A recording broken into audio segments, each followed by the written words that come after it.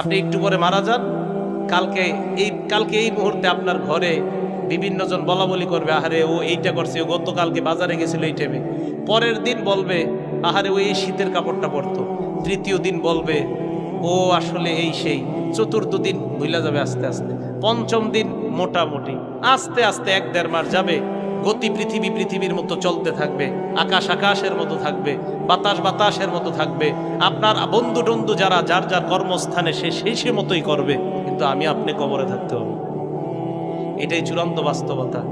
ইমানদারকে যখন বলবে আমি ইমানদারকে সত্যায়ন করলাম, আমার ইমানদার বান্দা যা বলছে সত্য কথা, এই কথা বলার পর আল্লাহ বলেন আফরিশুহু মিনাল জান্নাহ, আমার ইমানদার বান্দাকে কবরের মধ্যে দুনিয়ার মানুষ 3টা পাতলা কাপড় দিয়ে পাঠাইছে।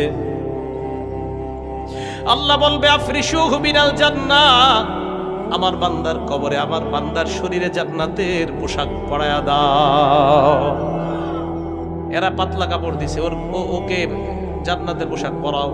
আফরিশুহু মিনাল জান্নাহ, তার কবরে জান্নাতের বিছানা বিছায়া দাও। ওয়ালবিসুহু মিনাল জান্নাহ ওয়াফতাহু লাহু বাবান ইলাল জান্নাহ। দেখেন কি কয়, ইমানদার বান্দার কবর থেকে জান্নাত পর্যন্ত একটা দরজা খুলে দাও, জান্নাত থেকে যেন ইমানদার বান্দা জান্নাতের নিয়ামতগুলা দেখতে পায়। হাদিসে কি আসছে দেখেন, বান্দা জান্নাতের দিকে তাকায়, তাকানোর পর যখন দেখবে হুর গেলমানরা নাচানাচি করে, বান্দার মন চাইবে স্পর্শ করার জন্য। আল্লাহ বলবে থাম থাম, নাম কানাউমাতিল আরুস, বাসর রাতের দুলার মতো ঘুমিয়ে যা।